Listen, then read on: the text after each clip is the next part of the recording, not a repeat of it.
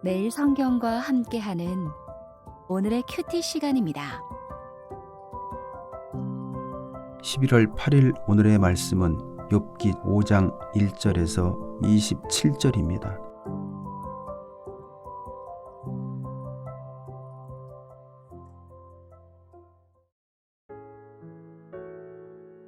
너는 부르짖어 보라. 내게 응답할 자가 있겠느냐? 거룩한 자 중에 내가 누구에게로 향하겠느냐? 분노가 미련한 자를 죽이고 시기가 어리석은 자를 멸하느니라. 내가 미련한 자가 뿌리 내리는 것을 보고 그의 집을 당장에 저주하였노라. 그의 자식들은 구원에서 멀고 성문에서 억눌리나 구하는 자가 없으며 그가 추수한 것은 줄인 자가 먹되 덫에 걸린 것도 빼앗으며 올무가 그의 재산을 향하여 입을 벌리느니라. 재난은 티끌에서 일어나는 것이 아니며 고생은 흙에서 나는 것이 아니니라. 사람은 고생을 위하여 났으니 불꽃이 위로 날아가는 것 같으니라. 나라면 하나님을 찾겠고 내일을 하나님께 의탁하리라. 하나님은 헤아릴 수 없이 큰 일을 행하시며 기이한 일을 셀 수 없이 행하시나니 비를 땅에 내리시고 물을 밭에 보내시며 낮은 자를 높이 드시고 애곡하는 자를 일으키사 구원에 이르게 하시느니라. 하나님은 교활한 자의 계교를 꺾으사 그들의 손이 성공하지 못하게 하시며 지혜로운 자가 자기의 계략에 빠지게 하시며 간교한 자의 계략을 무너뜨리시므로 그들은 낮에도 어두움을 만나고 대낮에도 더듬기를 밤과 같이 하느니라. 하나님은 가난한 자를 강한 자의 칼과 그 입에서 또한 그들의 손에서 구출하여 주시나니 그러므로 가난한 자가 희망이 있고 악행이 스스로 입을 다무느니라. 볼지어다 하나님께 징계받는 자에게는 복이 있나니 그런즉 너는 전능자의 징계를 업신여기지 말지니라. 하나님은 아프게 하시다가 싸매시며 상하게 하시다가 그의 손으로 고치시나니 6가지 환난에서 너를 구원하시며 7가지 환난이라도 그 재앙이 내게 미치지 않게 하시며 기근 때의 죽음에서 전쟁 때의 칼의 위협에서 너를 구원하실 터인즉 내가 혀의 채찍을 피하여 숨을 수가 있고 멸망이 올 때에도 두려워하지 아니할 것이라. 너는 멸망과 기근을 비웃으며 들짐승을 두려워하지 말라. 들에 있는 돌이 너와 언약을 맺겠고 들짐승이 너와 화목하게 살 것이니라. 내가 내 장막의 평안함을 알고 내 우리를 살펴도 잃은 것이 없을 것이며 내 자손이 많아지며 내 후손이 땅의 풀과 같이 될 줄을 내가 알 것이라. 내가 장수하다가 무덤에 이르리니 마치 곡식단을 제때에 들어 올린 같으니라.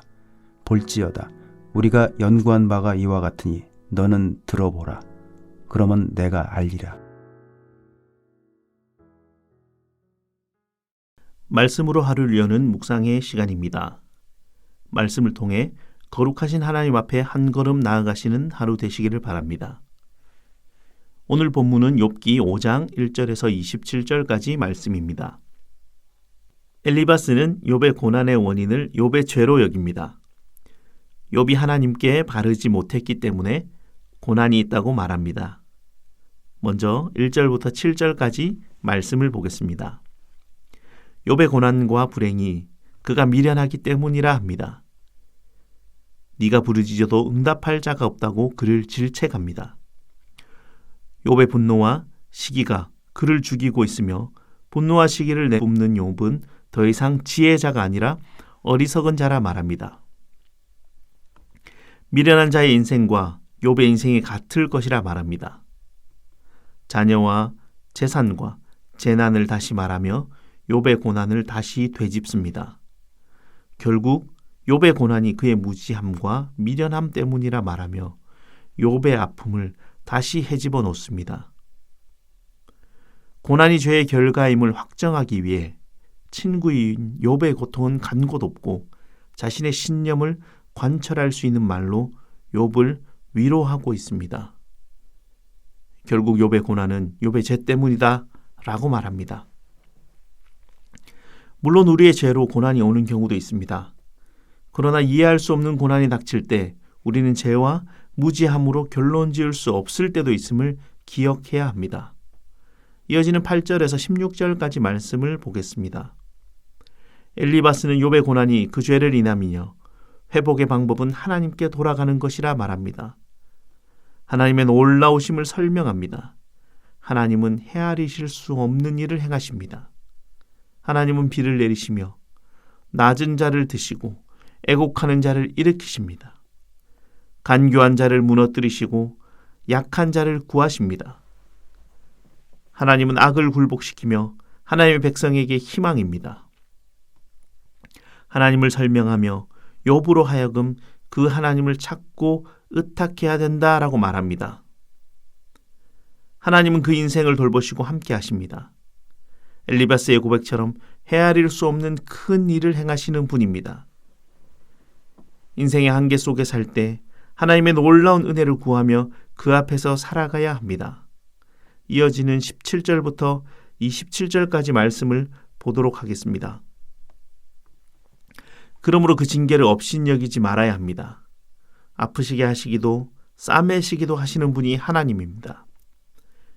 욥이 하나님의 징계를 깨닫고 하나님께 돌아가며 회개하라라고 권합니다. 엘리바스의 위로는 더 이상 위로가 아니라 욥에 대한 조언이며 욥의 죄를 밝히고 회개하라는 충고입니다.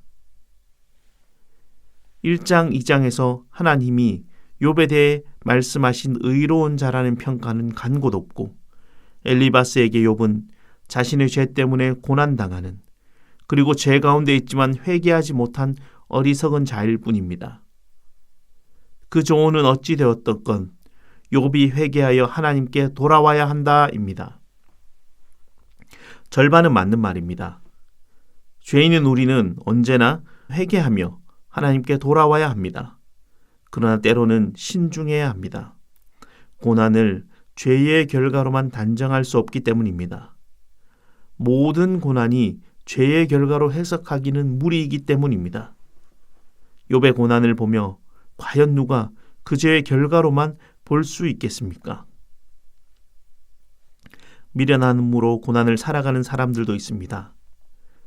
그런 사람들에게는 회개하며 하나님께 돌아오라고 권면해야 합니다. 때로는 뜻모를 고난을 살아가는 사람들도 있습니다. 그 고난을 내 관점과 해석으로 판단하거나 결론 내리는 것은 위로할 이웃에게 또 다른 상처일 수 있습니다. 모두가 죄인이기에 회개하며 돌아와야 함이 당연한 사실입니다. 나의 고난을 하나님 앞에 돌아보며 회개와 하나님에 대한 신뢰로 점검하는 하루 되시며 고난 중에 있는 이웃이 있다면 하나님의 사랑으로 돌보는 하루 되시기를 바랍니다. 함께 기도드리겠습니다. 하나님, 고난 앞에 설 때마다 우리가 죄인인 것을 돌아보게 하시고 고난에서도 하나님의 신뢰를 잃지 않게 하옵소서. 또한 고난 중에 있는 이웃을 돌아보며 섣부른 내 생각으로 판단하지 않게 하시고 그 고난을 함께 아파하며 함께 하나님께 나올 수 있도록 우리의 생각과 마음을 열어 함께 은혜를 더하여 주시옵소서.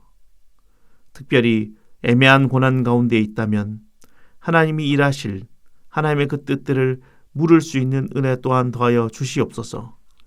예수님의 이름으로 기도하옵나이다. 아멘.